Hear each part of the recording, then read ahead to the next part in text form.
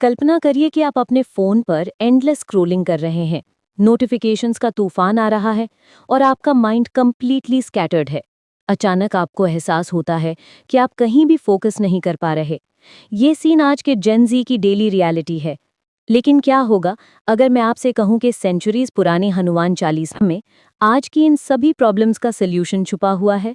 आज हम एक ऐसी जर्नी पर निकलेंगे जहां ancient wisdom meets modern chaos. Hanuman Chalisa सिर्फ एक प्रेयर नहीं है, बल्कि ये कंप्लीट लाइफ मैनुअल है जो आज के डिजिटल नेटिव्स के लिए बिल्कुल रेलेवेंट है। इसकी हर लाइन में ऐसी टीचिंग्स हैं जो आपकी इंस्टाग्राम स्टोरीज से लेकर करियर डिसीजंस तक हर चीज में काम आ सकते हैं। पहली बात, बुद्धिहीन तनु जाने के सुमिरौ पवन कुमार। ये लाइन हमें ह्यूमिलिटी सिखाती है। आज के टाइम में जब हर कोई अपना परफेक्ट लाइफ शोकेस कर रहा है, ये वर्स हमें याद दिलाती है कि रियल स्ट्रेंथ ह्यूमिलिटी में है। जब आप कोई नया स्किल सीख रहे हों, चाहे वो कोडिंग हो या कंटेंट क्रिएशन, ये माइंडसेट आपको ग्रोथ के लिए ओपन रखता है। सक्सेसफुल एंटरप्रेन्योर्स जैसे कि रितेश अग्रवाल या बाइजू रविंद्रन भी अपनी जर्नी में इसी ह्यूमिलिटी के साथ आगे बढ़े हैं। रामदूत अतुलित बलधामा। यहाँ हनुमान को राम का मैसेंजर बताया गया है।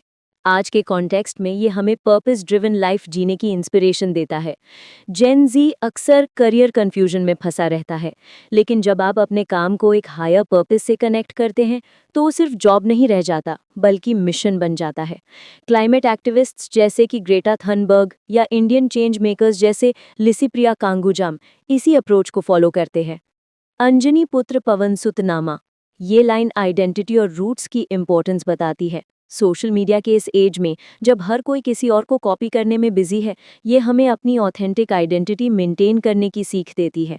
सक्सेसफुल कंटेंट क्रिएटर्स जो जेन्युइनली पॉपुलर हैं, वे अपनी रियल पर्सनालिटी को शोकेस करते हैं, फेक पर्सोना नहीं।